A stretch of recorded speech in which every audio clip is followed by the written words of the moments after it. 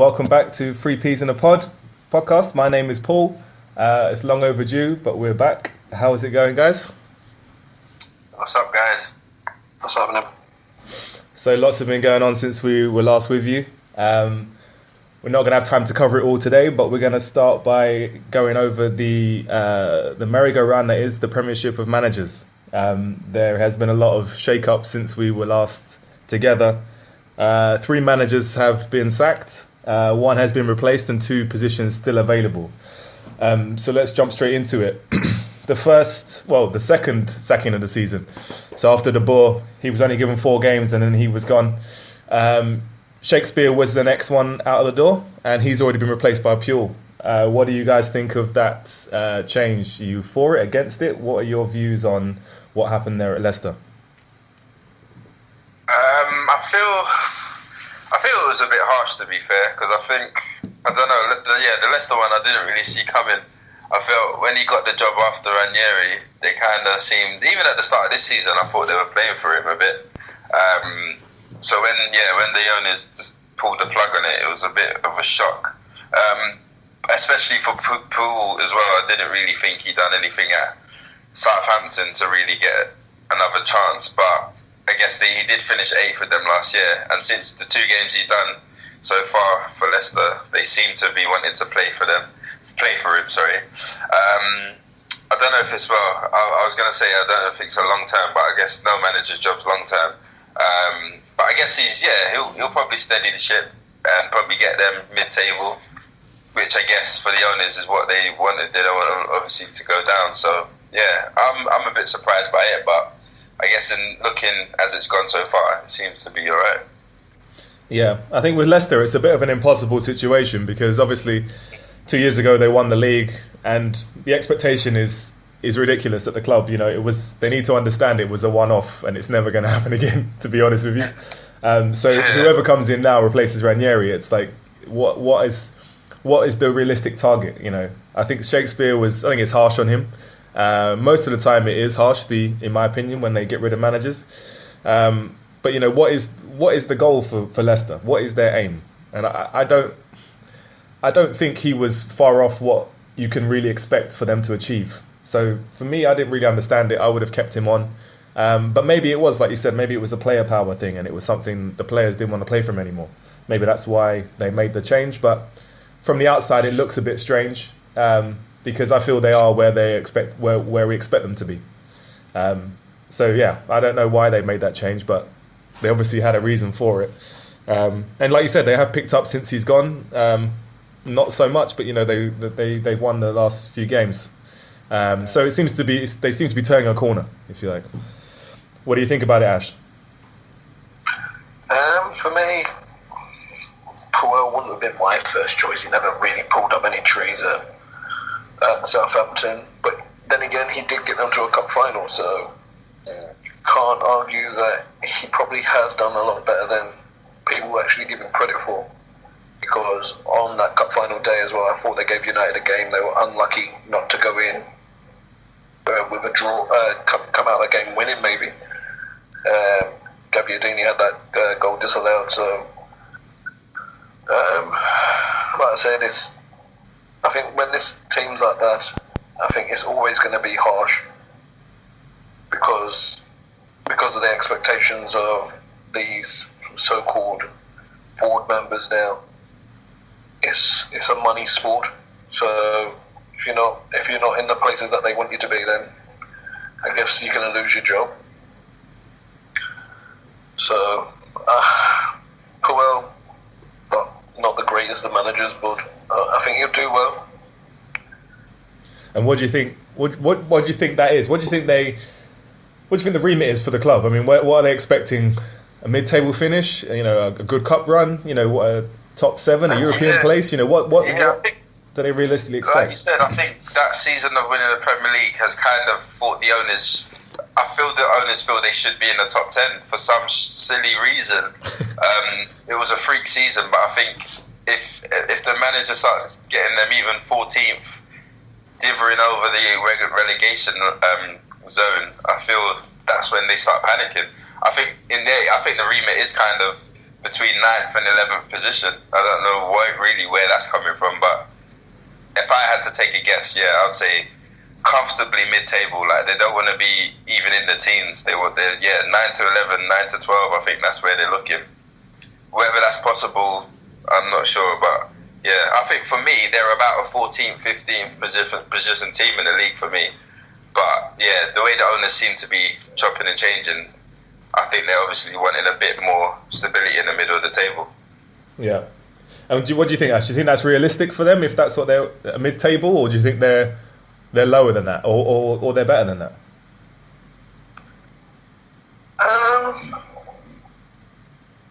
I think with maybe the right manager, they could maybe push 8th, maybe. I think that's probably the highest that they can go.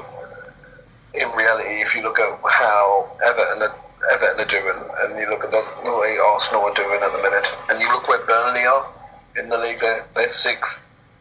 So I don't think you can really say where anybody's going to finish at the minute. Yeah. It's all a bit of a mess. Liverpool are like 7th or something like that. So teams are all over the place at the minute, so I'd expect it to sort of start evening itself out. Maybe, like I said, maybe around about 8th they could finish. Yeah.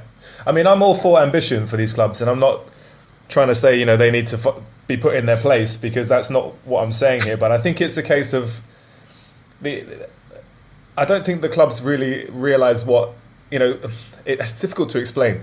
They had an amazing season when they won the league, there's no doubt about that, but the reality is Leicester are not, they're not even a team that's challenging for the league.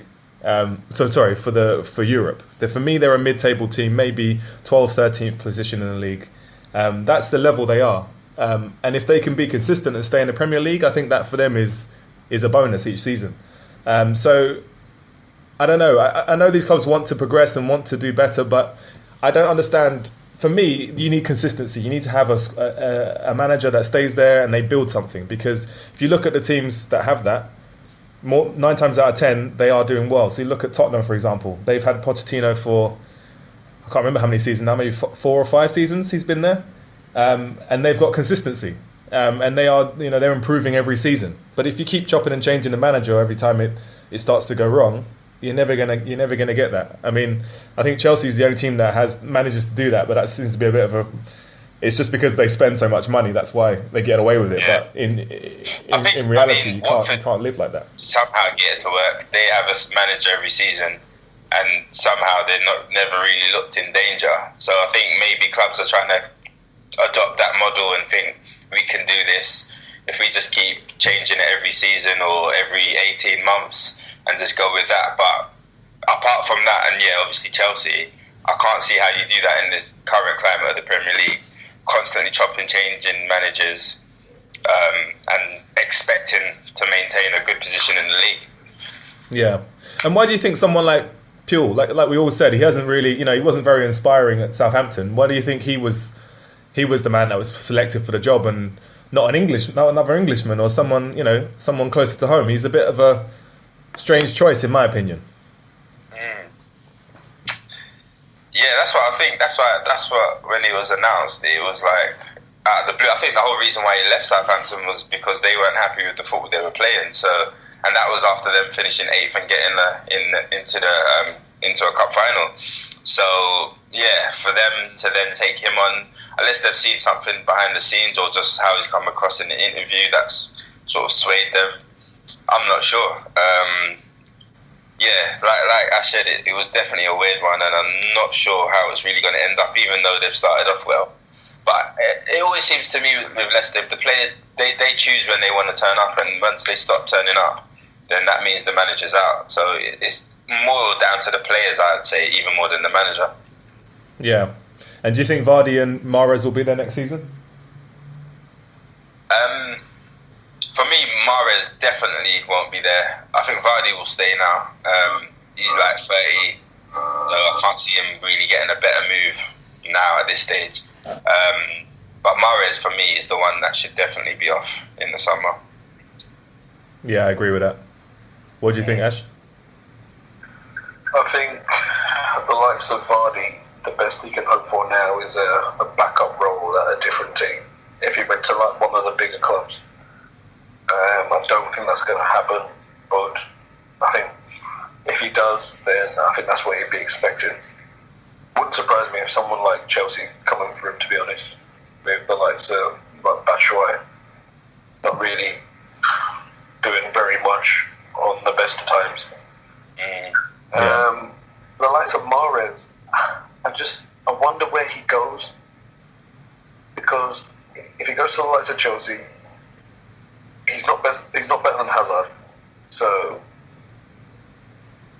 I still think he's a bit lightweight at times.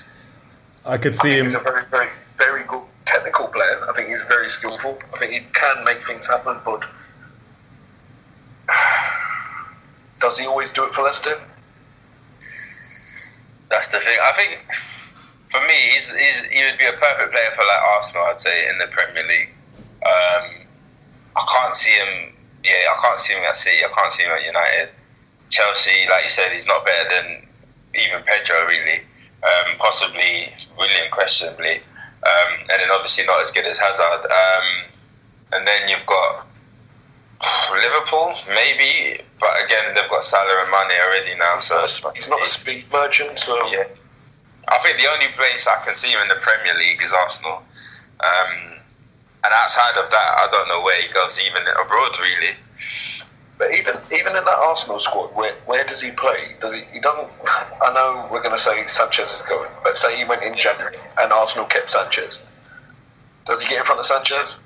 Don't think so. Does he get in front of? He's not going to get in front of Lacazette. Well, even Lacazette can't even get in the team. So yeah, exactly. And he seems to like Welbeck, which is strange. I think he's destined. Does he play in front because he still likes to play Özil as well? I think he's destined for Italy. I just think he's made for that league. I could see him at Roma or Milan or somewhere like that. Yeah.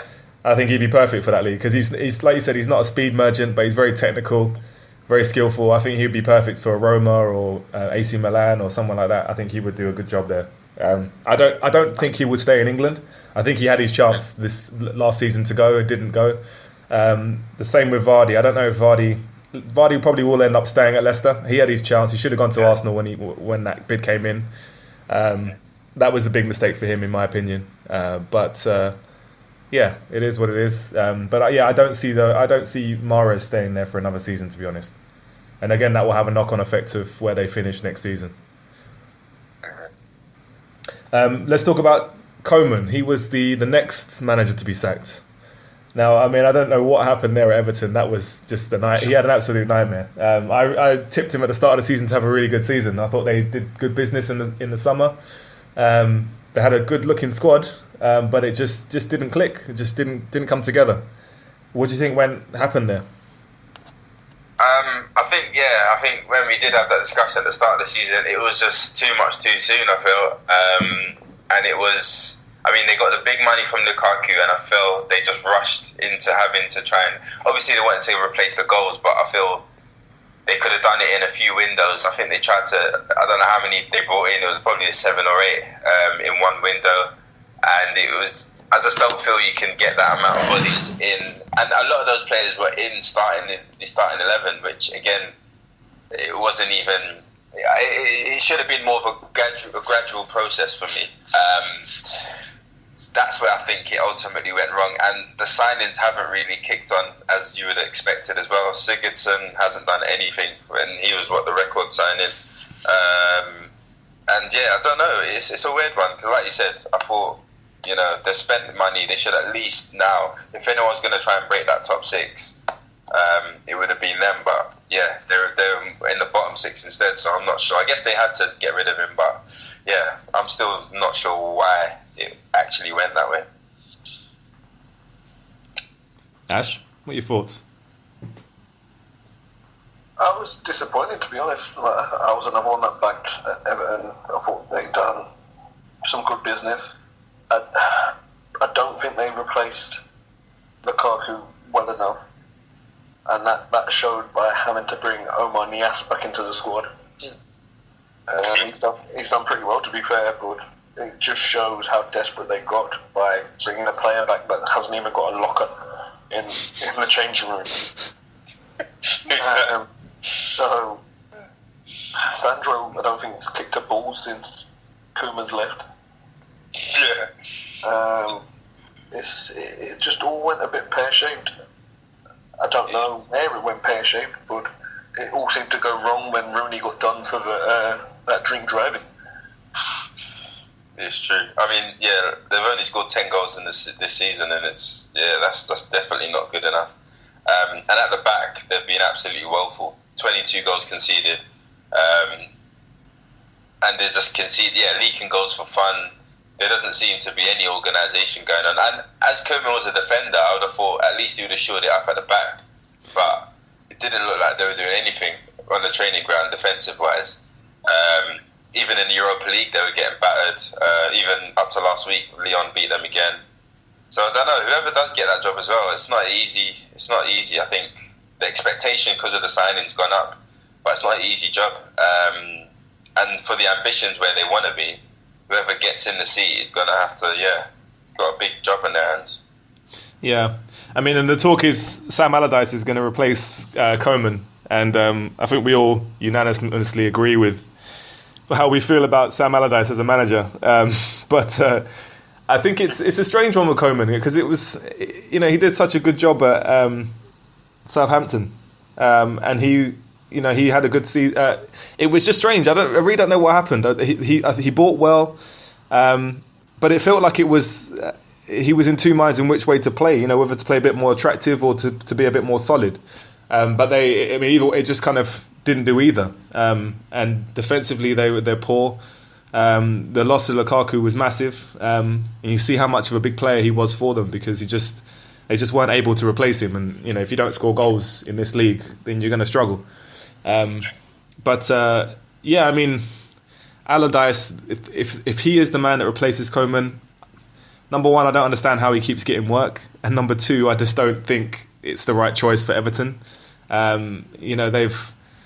You look back at the last few managers they had, I just can't see why they would go for someone like Allardyce. But if it's a case of just trying to shore it up and trying to just stay in the league, if they think it's that bad and they could go down, then you can kind of see where they're coming from. But it's quite uninspiring to go for him as a choice of manager, especially with the squad that he's got. Yeah. It doesn't really suit him. I always feel with a club that hires Big Sam, you're only hiring him to get another manager in. Like, you're never going to build your project around him long term. It's like, and for me, that you said, I'm surprised Everton are going for him because they're not that. I mean, obviously they're 15th at the moment, but I mean, if they get another win, they're pushing up to almost 11th in the league.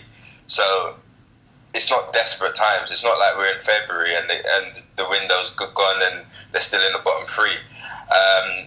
And for, like you said, they've had Martinez before, then Koeman. It's a total different change of style as well. And for me, I don't know, Sam, I don't know if he's capable of getting the best out of the type of players they've got in the squad as well. They've got a lot of attacking, forward-minded players. And I don't know how his style fits with that. It's gonna, if he does get the job, we're gonna see how it goes. But I would never have picked him, to be honest. Yeah, and I mean, barring England for a game, this will be the biggest job he's had. Mm. Is it going to be too big a club for him? Because he doesn't normally, It's always been around the same job, the same remit. You come in, stabilise it. Exactly. Is this going to be too big a job for him? Yeah. I don't know. What do you think, Ash? I thought Allardyce retired. I wish he would. Just sick of seeing all these same managers all the time. Just Roy Hodgson, fucking Allardyce, Pardew. It's all the same. It's just all this boring. Let's just be safe. Exactly. Garbage. It really is garbage. It's true. I don't get it. Like they've gone from Martinez to Koeman to Allardyce. They don't even go in the same bracket. Allardyce has never played football in his life. Like his whole management career, I don't even think he's ever set one of his teams out to play football. It's true. I mean, they're literally doing the opposite to what Crystal Palace done with the ball. It's like a total different style, and I don't know. Yeah, I can see why Sam's taking it, obviously, but for Everton, I would have thought they had better and bigger ambitions, especially under new owners, to try and push. Yeah, I mean, I don't know. I think, are they going by what he done at Bolton with the creative players they had there? Maybe, I don't know. But that was about 100 years ago, wasn't it? Football. Yeah. They just bullied teams. They just had a load of bullies, and then a little bit of creativity just to finish a few things. But they were never. I don't know. It's just beyond me. It annoys the life out of me that these teams just resort to type all the time. But is it? Once it's gone wrong, none of them take a risk anymore. They won't go and. Why they're not going for Carlo Ancelotti? Exactly. He's out there. So make him an offer. You don't know what's going to happen. Exactly. Luis Enrique. Exactly. Yeah. There's loads of managers out there, and it's beyond me that teams like this just, especially someone like Everton, who are trying to push into the top 5, top 4. Exactly. And they've gone backwards in my mind to go for someone like Allardyce. Allardyce isn't going to push you into the top 4, top 5. He's gonna keep you probably 12th, maybe 8th in that bracket there. Exactly. I mean, I would laugh at the possibility of Sean Dyche going there, but looking at it now, I would have taken him over Big Sam. At least he's going. We don't really know what he's going to do with that sort of team. Big Sam, we've seen him in countless jobs. We know what he's going to do. We know what he's all about. Yes, he'll keep them in the league, but is that the ambition for Everton? Do they want to just stay in the league, or I thought they were always trying to break into that top 6, but. Yeah, this season, definitely, if they go with Big Sam, that's not going to happen. And then, like I said, they're just going to have to bring in someone else to try and get them that push when they should have just done it now when they got the opportunity. Yeah. And why do you think that is? I mean, you just touched on that a minute ago, Ash, because, like you said, the teams they resort to type and they just go for this. This seems to be a same pool of managers that seem to be getting jobs and, taking each other's jobs. Allardyce was the West Ham manager, and now West Ham are gonna put Moyes as the manager, who was the Everton manager, and it's just like Puel was the Southampton manager, and he's replaced by It's the same managers are just kind of churning out and going to the same jobs. I mean, why do you think they keep doing this? Do you think they seem to take a chance with a manager at the start of the season, and then they bottle it after about 10 games, and then they just go back to the retype because they're so scared of getting relegated or losing the money from the TV rights or what? I don't know what it is, but it seems to be like they try it for a little bit. It's like they put their toe in the water and actually we don't like this. This is too risky. Let's just pull the plug and go back to let's just make sure we stay in the league. That's the first thing. But it seems to be strange why these managers, they don't have a good performance at the previous job and then they go into another job just like nothing happened. Allardyce didn't do anything at West Ham. Sunderland, pretty much everywhere he's been.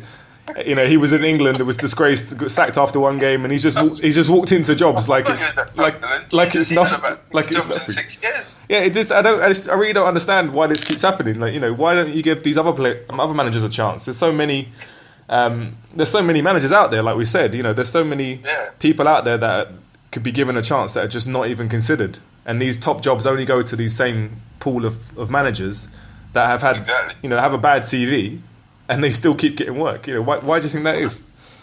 That's the thing. Right. Yeah, go on. If you look at it, right, I know we haven't gone on to Bilic being sacked yet, but you mentioned David Moyes, and for the life of me, I don't know why anybody would touch him ever again. Yeah. He's been sacked from his last 3 jobs. He's been relegated in one of his last 3 jobs. And he's going to walk into a West Ham job. They've got money. They've got decent players there. They've got a great stadium. That's a great job. It's a big to walk into. What has he done to deserve that?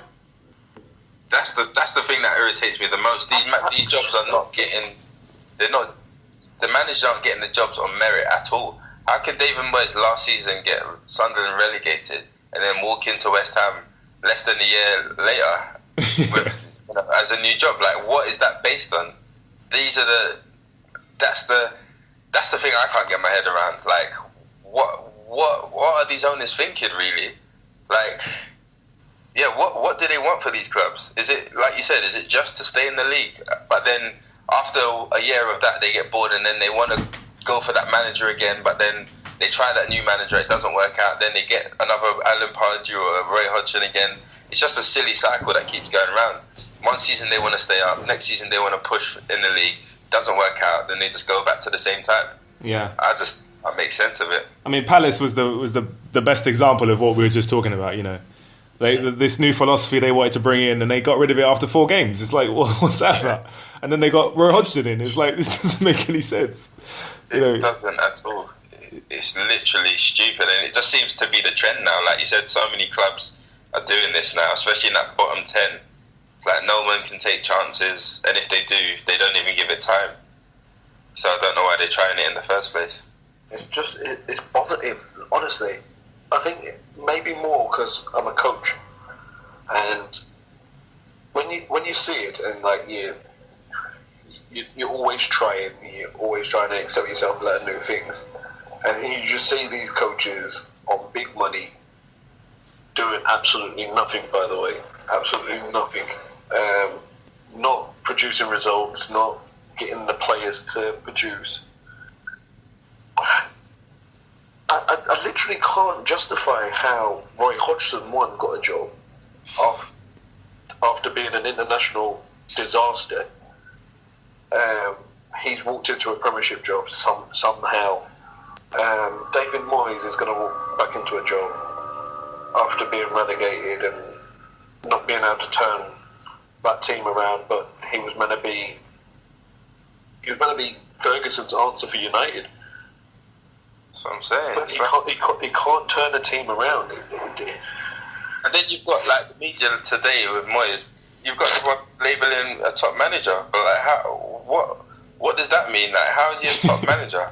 Like you said, the last 3 jobs, he's all been sacked within a year. How do you I mean, fair enough, he done a good job at Everton, but that's almost 10 years ago now. We're talking.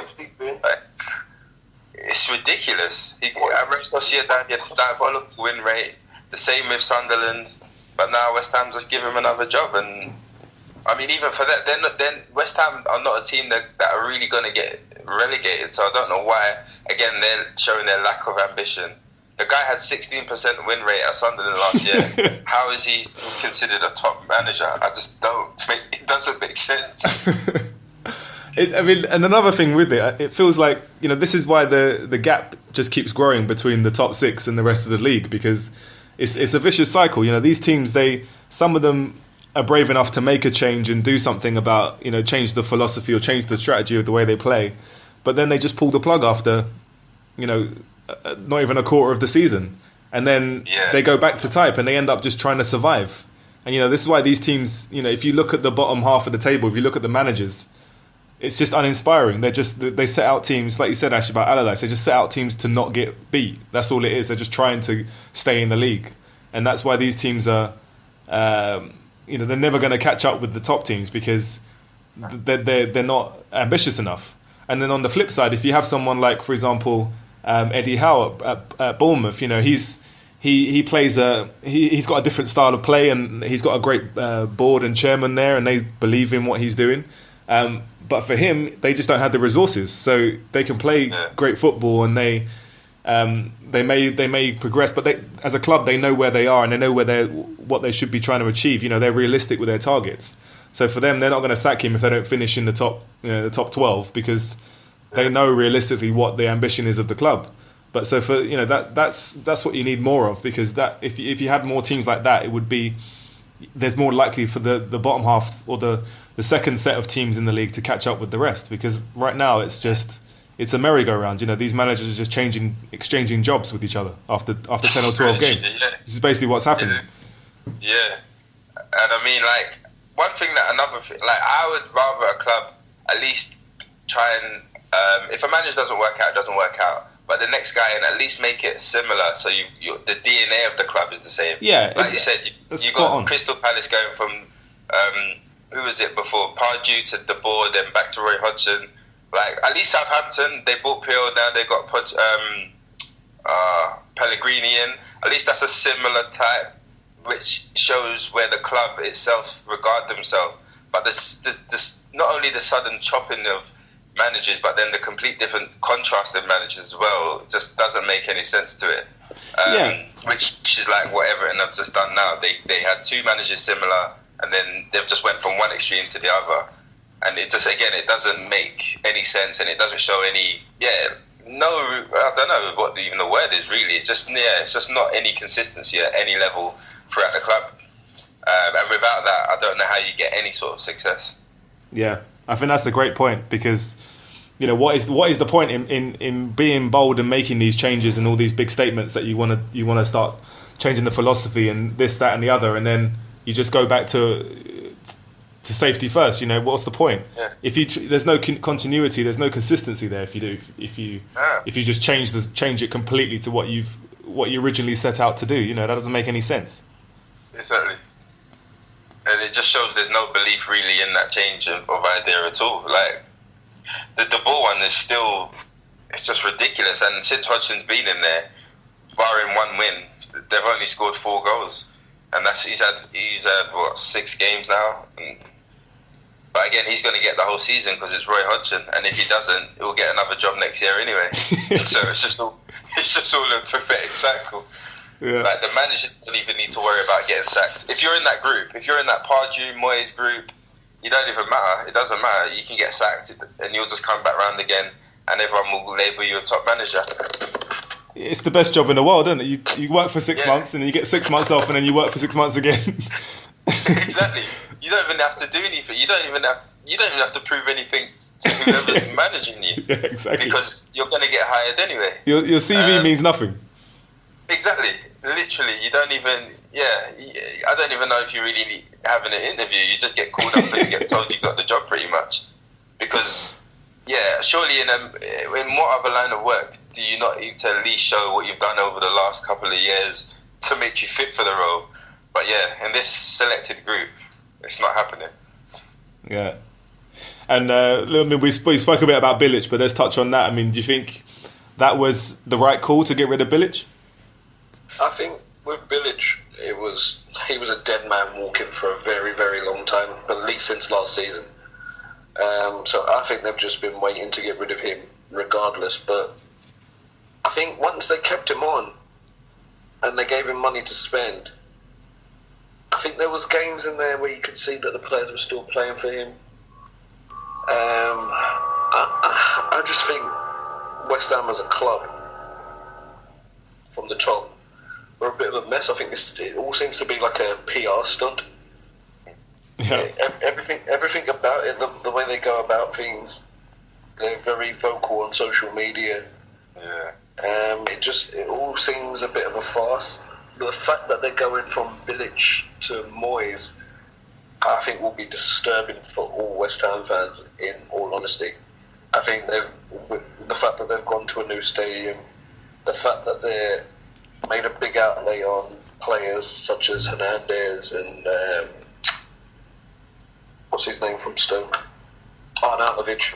Yeah. It would suggest that they were thinking about challenging for Europe. But with Moyes in charge, I think he was better off just keeping Bilic. Yeah, that's another thing. It's not an upgrade at all. It's like you made Bilic the scapegoat for like the last 2 years, just to sack him on his last legs and then bring in uninspiring David Moyes. And even West Ham as a club, it's a shame because they've always, obviously no one cares about history anymore in football, but they're always that team that brought through their own players. I don't even see that even happening at all anymore from them. They were sort of a Southampton type originally, but it seems to just have all gone out the window. Look at Reece Oxford, like 2 years ago when they were beating Arsenal and stuff, he was held as the next thing, and then he just never got a run of games at all, and now he's in Germany. So again, it shows their whole DNA just gone out the window, and now they're just another club trying to stay in the league and just bring in the same managers, which is a shame really, because I thought at the time they were quite progressive and trying to play a certain way, and I guess that's where they got the West Ham way is from the likes of players they've produced, but they don't even seem to be doing that anymore. So they're always going to be around that bottom 5 places for me, which makes it more hideous that they think that they should be better off in the league. So yeah, I don't know, it's a bit of a mess, but I totally agree with Ash. I feel everything's got to be the West Ham pantomime. Whenever they're doing things, you always get the sense that something upstairs is going to go kicking off at any moment. But again, they're another club. I don't know what direction they're wanting to go in, and bringing in David Moyes doesn't help answer that at all. Yeah. Is that just not like a total disregard to the fans? Like, obviously they brought in Bilic, who was like a big West Ham icon to them. He knew the club. He played at the club, and it was a revelation for the fans. It was a beautiful thing. But it just seems like they're always trying to like irk the fans. That's how it seems to me. That's just how it seems. Like they're always trying to wind them up in some form. Exactly. I think they just want to be in the limelight. They need this. I think they just want people to talk about West Ham no matter what.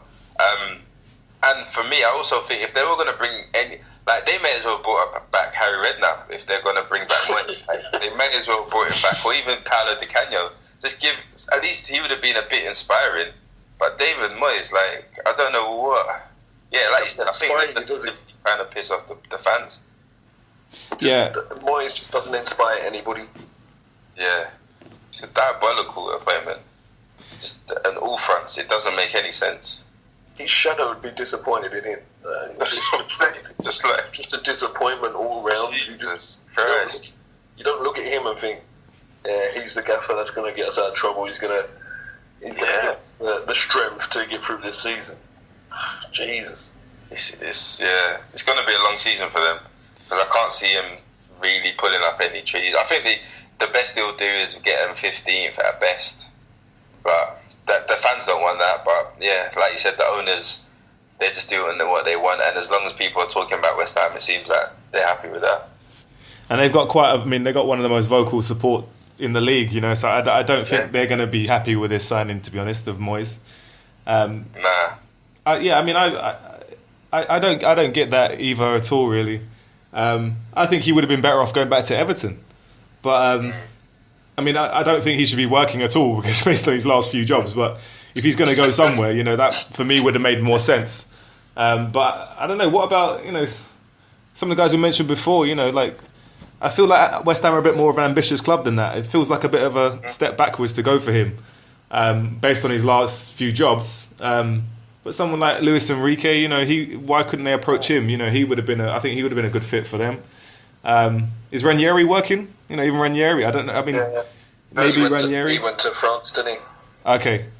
But it just seems like David Moyes is a bit of a cop-out. It's like they haven't really thought it through, and just anyone with a bit of a name who's not working, and they're just like, okay, let's just pick Moyes. But I just don't think he's gonna. I don't know what he's gonna do. I actually fear for West Ham with him as the manager, because at least with someone like Allardyce, he is gonna. It's gonna be safety first, and he's not gonna lose many games.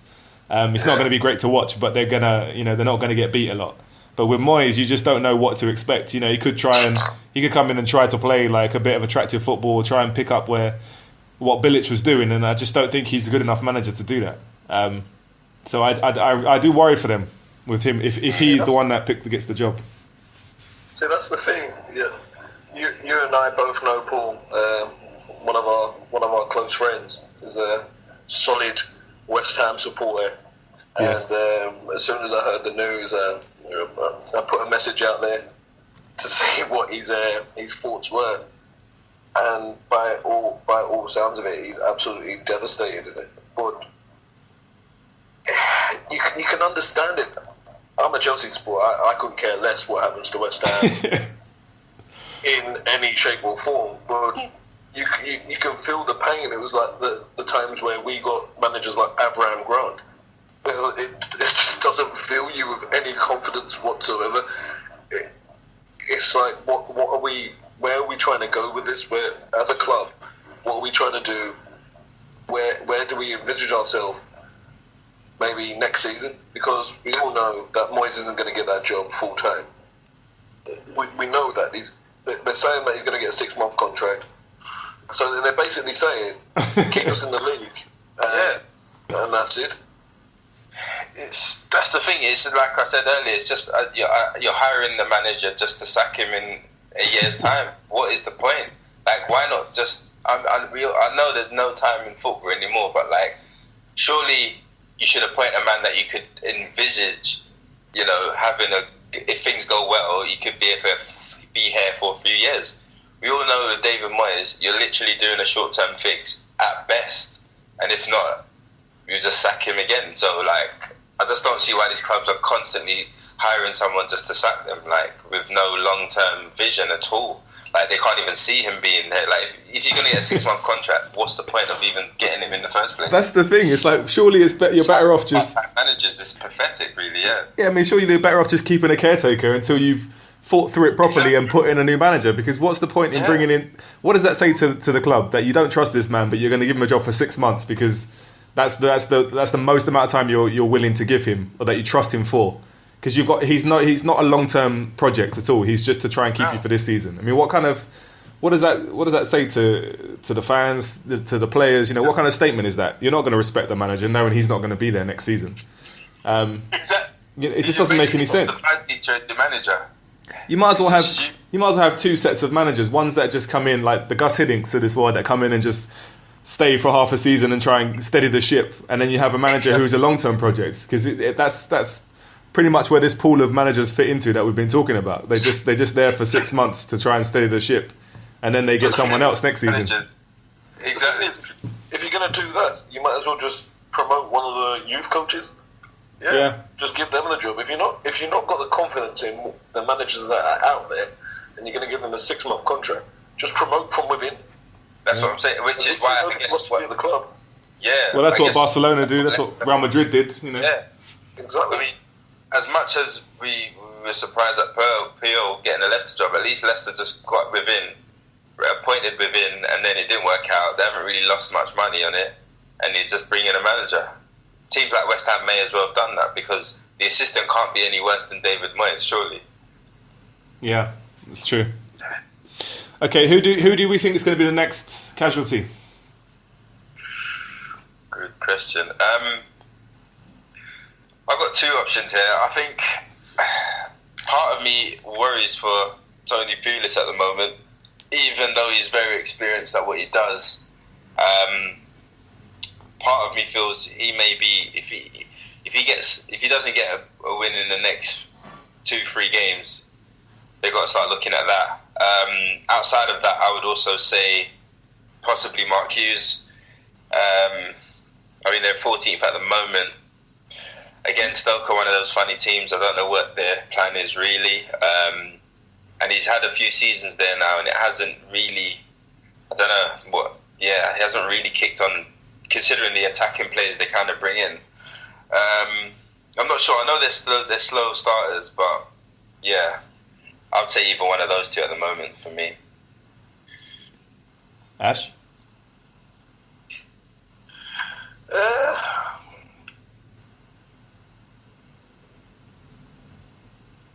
There's that many people's jobs on the line now. Yeah. I think the only one that's genuinely safe is probably, one of the only few are probably Mourinho for now. Pep, because they're flying. Pochettino, really. I think anybody from that lot after that probably under threat at some point. But for me, I think, I don't know, I can't get away from, because of the players that they bought, even the players that they bought in on loan as well, that Mark Hughes is maybe 1 or 2 results away from just everybody just turning on him, because like I said, he's heavily relying on Peter Crouch getting him out of the mess quite a lot recently. He scored quite a few goals from the bench to get them out of trouble. So it just shows that not everything is harmony there when you're having to use one of the old guard to sort of get you out of trouble. I don't think Berahino scored a goal since he's been there. No. And you're playing Juff as a fullback. He's going to be a striker, so that tells how terrible he is as a striker when you've made him into a fullback. And then who else? Hese's gone quiet. Yeah, even Hesse.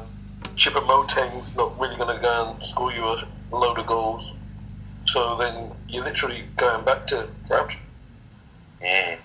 So to me, it doesn't all seem all kindness and light, and they're not as defensively strong as they have been in the past. So I think maybe for me, Mark Hughes could be the next one. Yeah. Okay. I mean, I was certain before the weekend that it was going to be Conte. That for me was a stick on. He was going to be the next one to get sacked. But I just feel that I just feel the border on his side, and I feel he's going to stay to the end of the season. Whether he lasts longer than that, I'm not sure, but I don't think he will get sacked this season. He might walk away still, but I don't think he will. But so that for me, that he was stick on to be next. But I think it's going to be. I think it's either going to be Hodgson. I know that's a bit controversial because he's already been replaced, the Boer. But I just can't see how they're going to stick with him for the whole season because they're not turning the corner anywhere. So are they just going to just let this continue for the whole season? They might as well have kept the Boer. So I think he's walking a tightrope, and I think also it's Clement at Swansea, right? Yeah, I think he could be in trouble as well. I like Clement as a manager, but I just have a feeling. I mean, they don't seem to really make sense, the sackings anyway. But I've just got a feeling that it might be him that goes next. So yeah, I think it's going to be one of those two, Clement or Hodgson. I would love it to be Hodgson because I just think that didn't make any sense in the first place. So I'd love for that to happen. They'll probably bring back Pardew after that anyway. Yeah, exactly. Or Bilic will go there or something like that. Yeah. Right, so let's move on to another topic which we can't make sense of, but we love. The international, our favourite part of the season, international break. The England squad was announced last week. An experimental squad is what they called it. Some standout names were picked this time round. Loftus-Cheek, Tammy Abraham and Gomez from Liverpool. It's quite a different looking England squad, and we've also just had Harry Kane and Harry Winks withdraw from the squad. What do you guys make of the New England squad, or not the new, but the squad for these friendlies? The call-ups, the debut call-ups that were given, and who would you like to see replace Kane and Winks? Yeah, for me, I think there should have been more debutants if we're going to give. I mean, we've got two friendlies coming up. The youth of England have been doing well. I would have liked to see more promotions from the 21s to the senior team, really, in this case. It's nice that three of them are there, but to me there could be at least two or three more.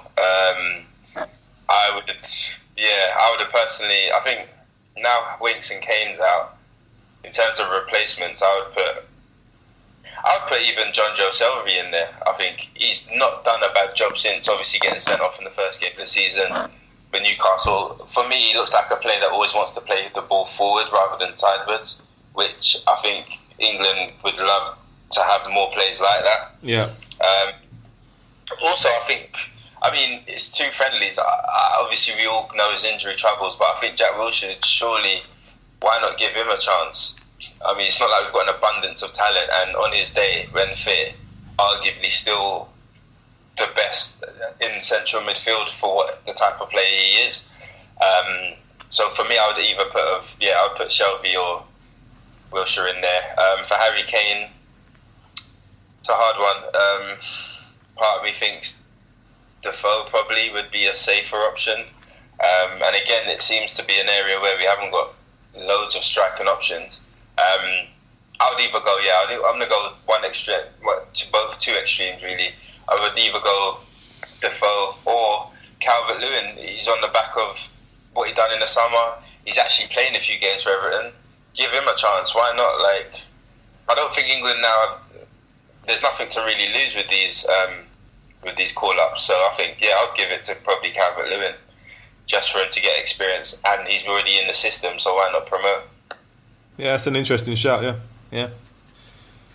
What do you think, Ash? What are your thoughts of the squad and the withdrawals? Poo,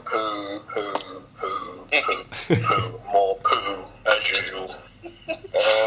I think I'm over the moon for obviously the Chelsea boys, Loftus-Cheek and Tammy. But from the moment you see the likes of Ashley Young getting another call up, it just beggars belief. What are we? It's just like these managers. What are we aiming for?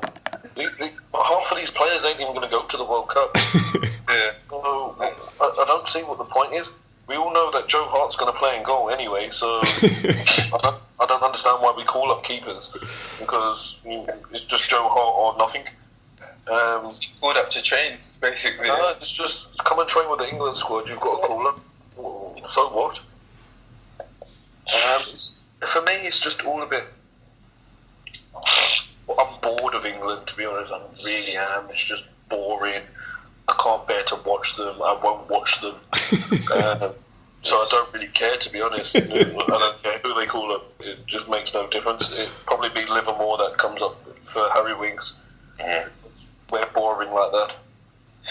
That's the thing. It's got to the stage where when we ask these questions, who we'd like to replace, there's no point even choosing who you'd like to replace, because you know that who you're choosing is not going to be the one that's going to get replaced anyway.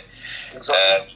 It's just, like you said, it just lacks so much invention. And then you've got Gareth Southgate coming out saying nobody's place is safe. It's like, shut up, come on, we all know that's a lie. We can ultimately, like you said, we can know the 11 a year in advance to Russia already. Know what we're going to get, and we know when we're going to come out of the tournament, and it's another 2 years later we'll do the same thing again. So yeah, the thing is, Red, you can run like this even back to Premier League football. Chelsea have one of the best youth teams going, youth academies going. It's just like England. It's a brilliant youth setup. We win things. But these players are never going to develop into seniors. Let's face it, they don't get the chance. The time is now. These under-21s have been in the under-21 squad for so many years now.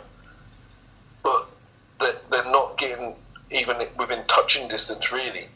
They called up Shalabar the last round of international games. He didn't even get on the pitch. It's just boring now. You might as well just call up loads of the old guard. Just call up Lennon. just call up players like that. Call up Andy Carroll. Ashley Cole's still playing in LA Galaxy. Bring him back. Call up Ashley Cole. Let's just go old school and just call up all these players that just are not going to go to the World Cup. I mean, look at like you said, you touched on Chalobah. Like, okay, I'm looking at his stats now. He's had 34 caps as under 17.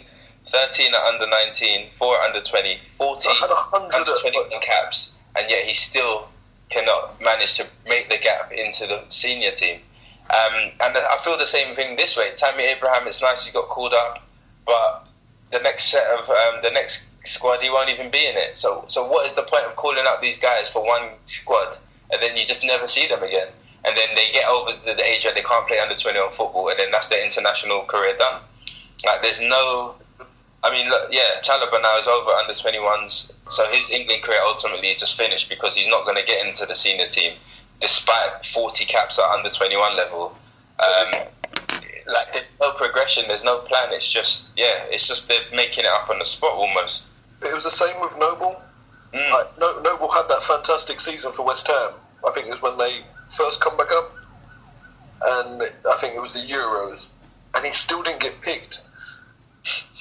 And you look at it from these players' point of view, and you think, well, I can play my best football for my club, I'm not a big enough name. So what's the point of me going that extra mile to play for my country when I can just stay injury-free, have a rest, and be ready for my club when we're back? That's the thing. I think that's how I see it. I think these young players now just think, yeah, it's an honour to play for your country. Brilliant honour to play for your country. But at the same time, they're not getting recognised for what they're actually doing in the youth tournaments and in youth ranks. So what's the actual point? What's the point of having these youth squads when there's no natural progression? We're not like Germans. We're not like the Spanish.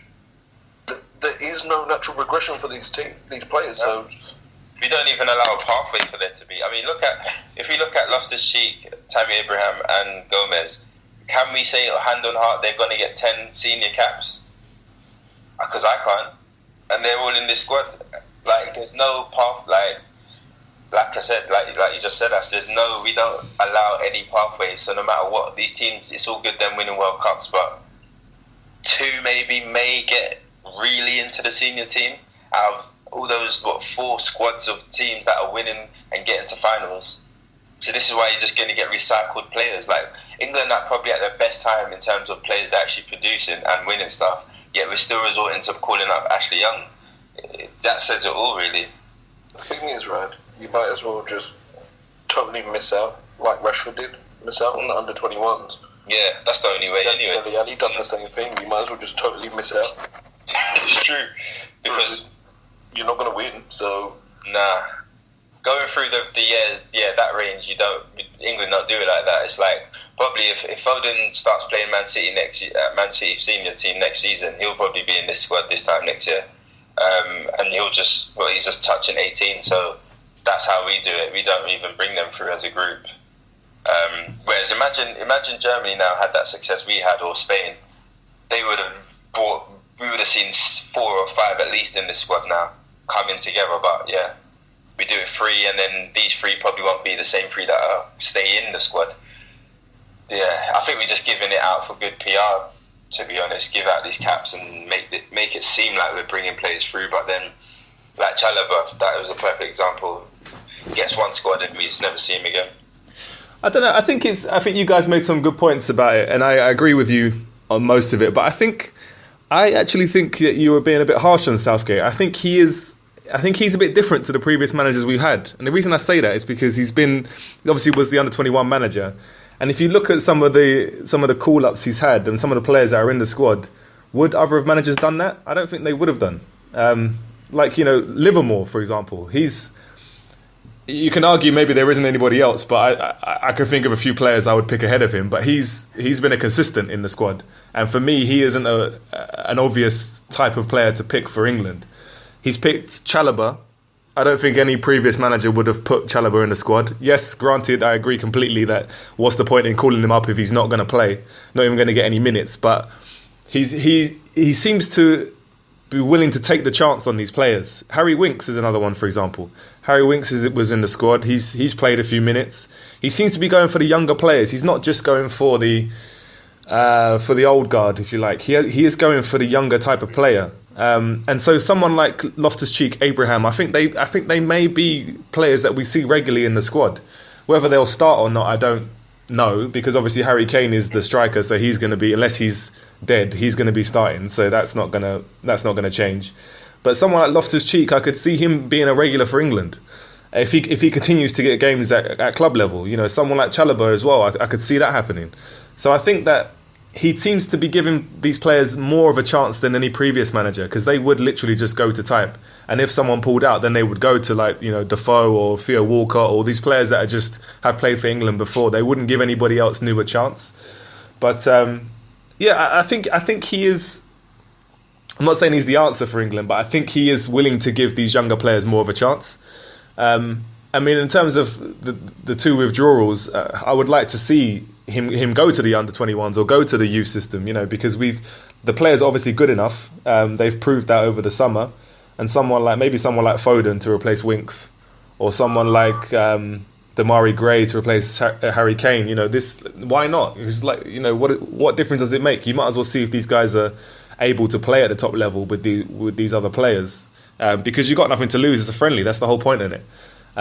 But yeah, I mean, I do think that he is a lot more open to giving these younger guys a chance, which I like about Southgate. I don't think he's a great manager, if I'm being honest, and he's a bit predictable with the style of play, but he seems to be willing to bring these kids through. So maybe, with the generation that we've got coming through, maybe these guys will start to get into the team and start to be a bit more, to become regulars, and we'll start to see a change an evolution in the England squad, because we've definitely got the talent, we've got the players. As the under-17 showed, the under-20 showed by winning the World Cup. So we have these players, but it's whether or not they can get into their club teams. That's what really causes the problem, because they stagnate. They get to a level where they can't progress in their club teams, and then we don't see them progress to the senior team, the national senior team.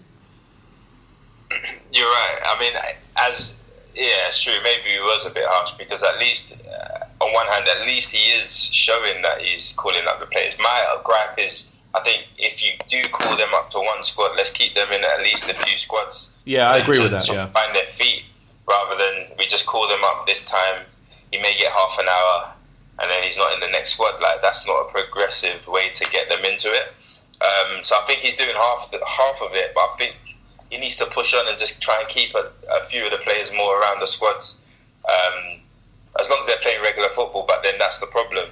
Are these players, like, if Loftus-Cheek goes back to Chelsea next year, is he not getting will he be getting enough games to even warrant a place? That's I guess that's a problem for another day. But yeah, for me, I would just like to see. I'm happy he's calling up some new faces, but I think he should just try and keep them around the squads more, at least a couple of squads, and see how they progress and give them a real proper chance. Yeah, I think that's the key. There's no point in just doing it for the sake of doing it. If they're because of injuries, you got to. If you really believe in these players, then call them up for 2 or 3 squads, because there isn't any point otherwise. And you play them, because what's the point in putting them in the squad and they don't play? Exactly. Ash, you've gone quiet. If you just don't want to talk about it anymore.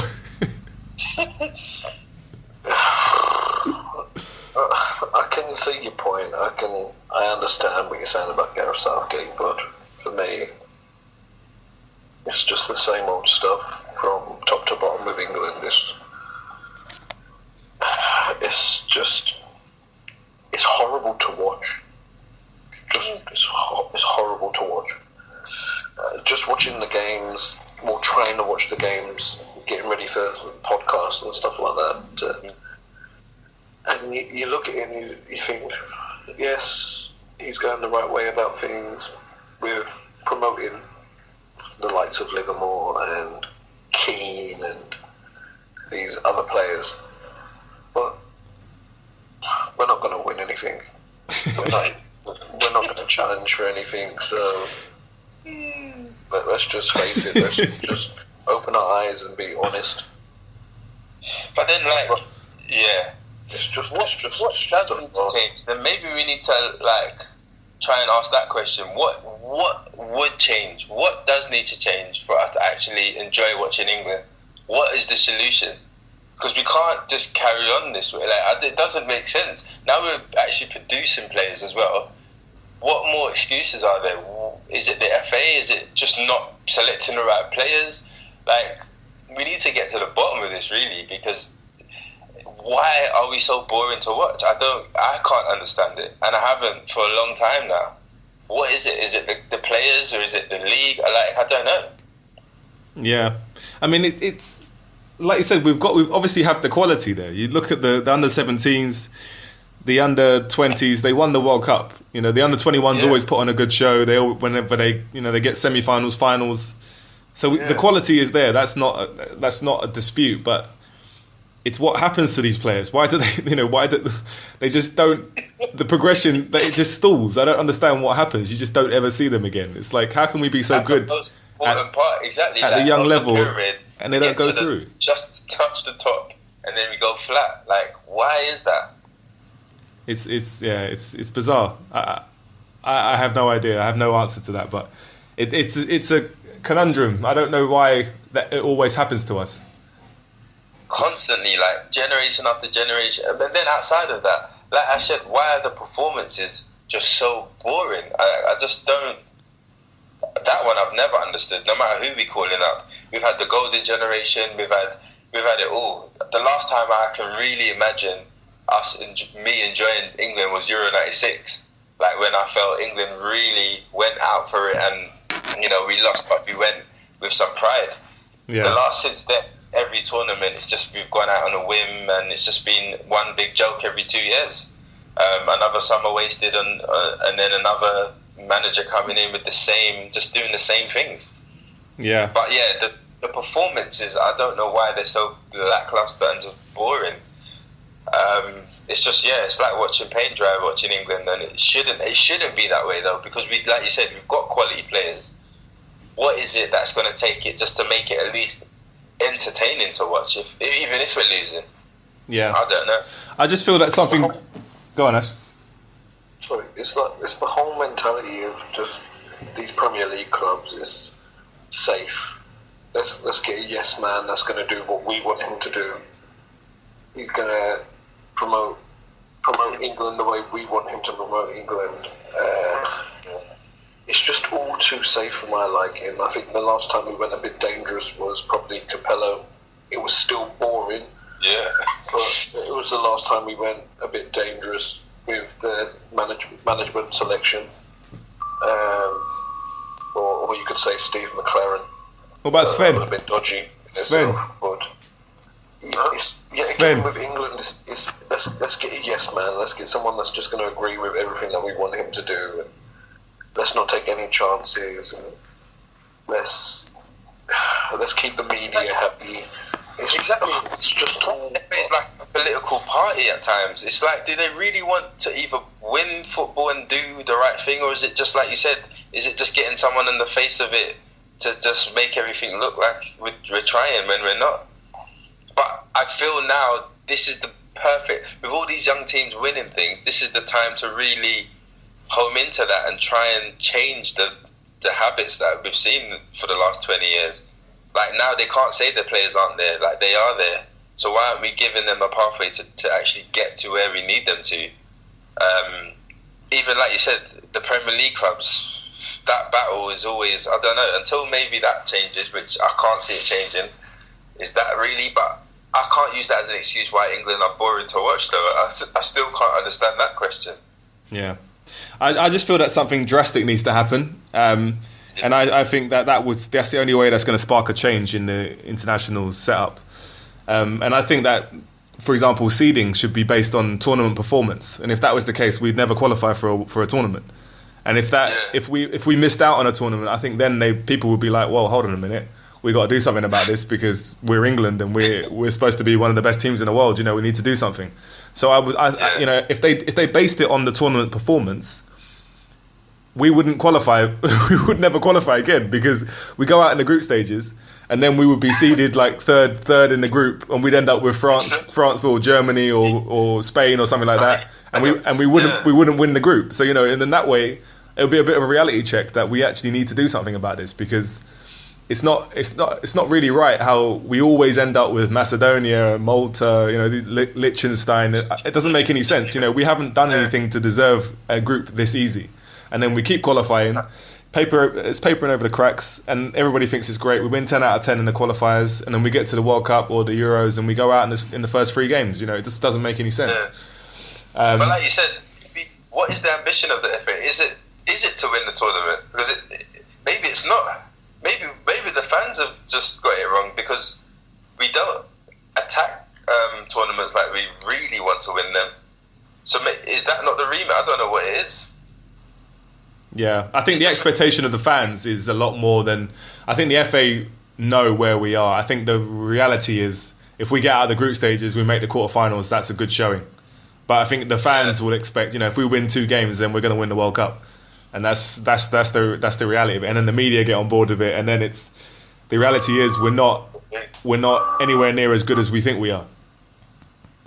And that's the problem. Like, that's why as good as these young teams winning things, in the back of your mind, don't get your hopes up, because we're not making pathways for these players to really come through like that. So at best 2 or 3 you may see, even playing regular Premier League football.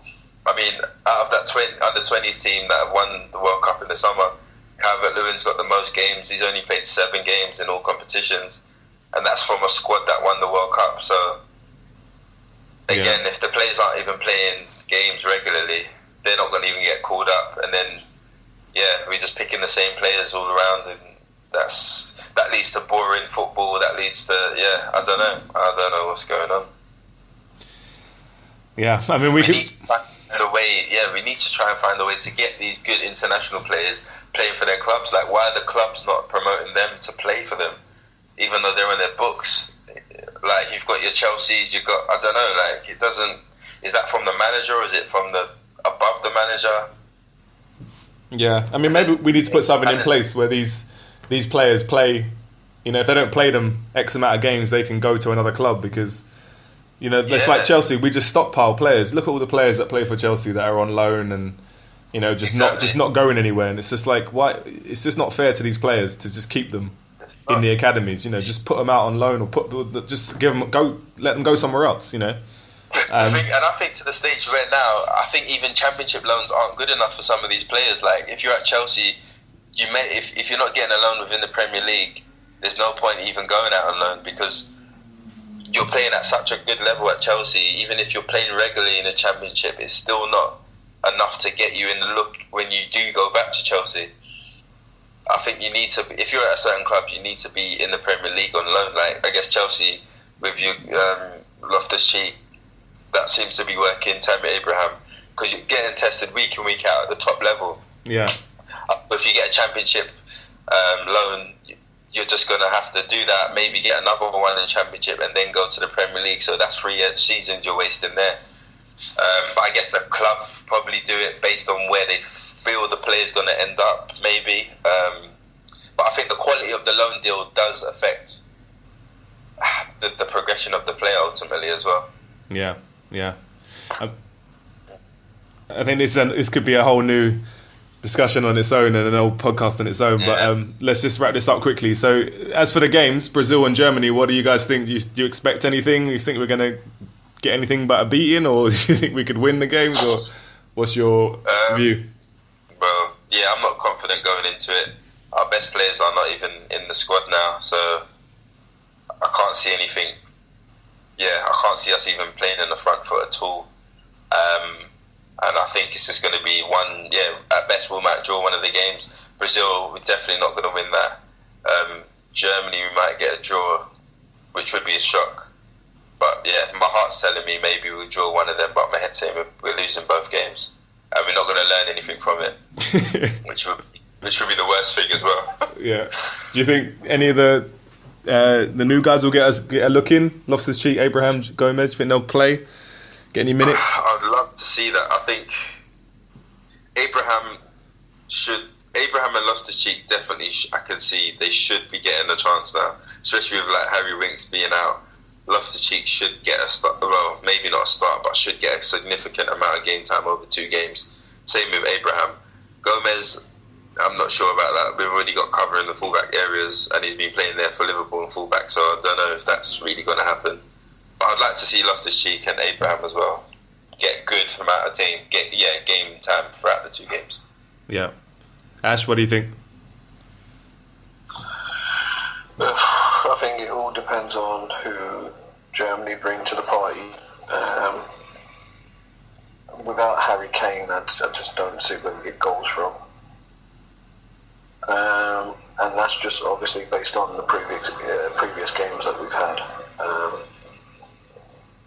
I really, with that squad, I just don't see where, like I said, I don't see where we get goals from. Vardy's not exactly screaming goals for Leicester at the minute. Tammy Abraham is still young, so you can't really put too much pressure on his shoulders. Rashford isn't really a goal machine. He creates opportunities, but I wouldn't expect him to be the shining light like Harry Kane would, if you get what I mean.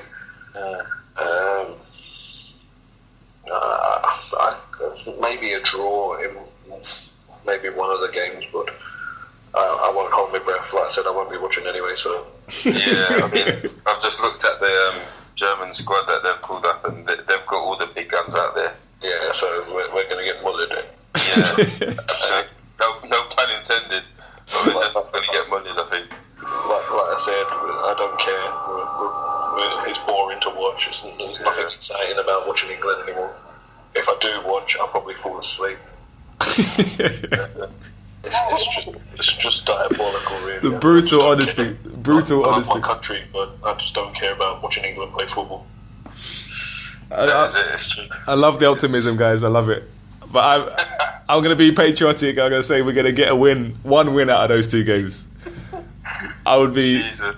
So yeah, I think it may come against the Germans because it's Germany, right? We always put an extra 20% against the Germans.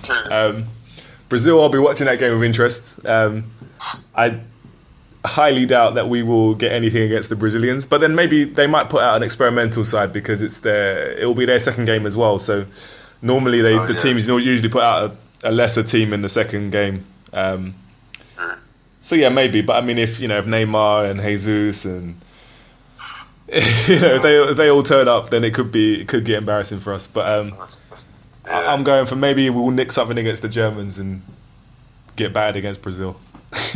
But it's all a learning curve. Yeah, a learning curve. Who's learning? Well, we might see a bit of a change in the squad that he picks for the next games, closer to the World Cup. Yeah.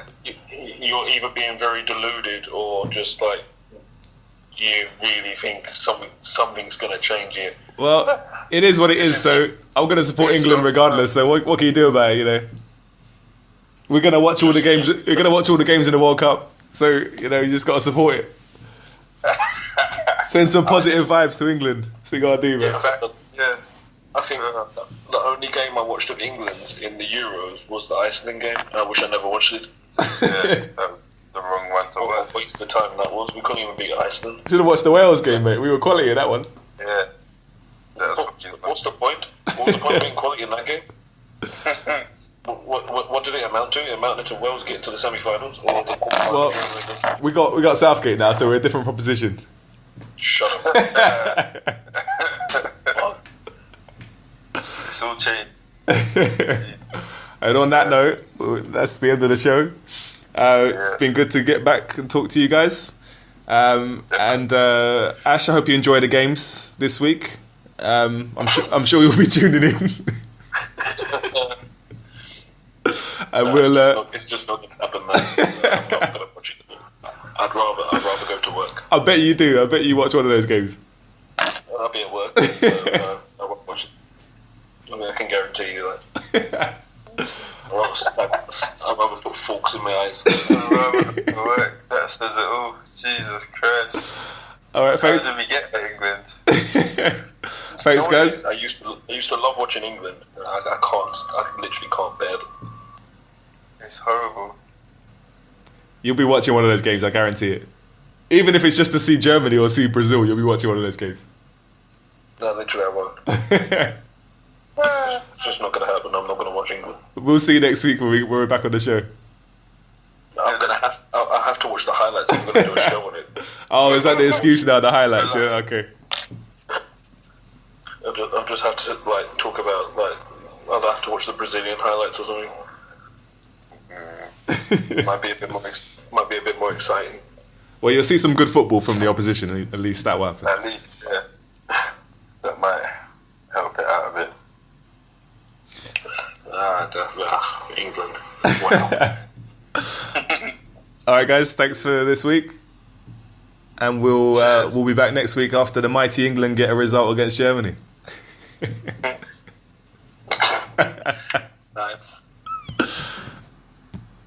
Jesus. We're out.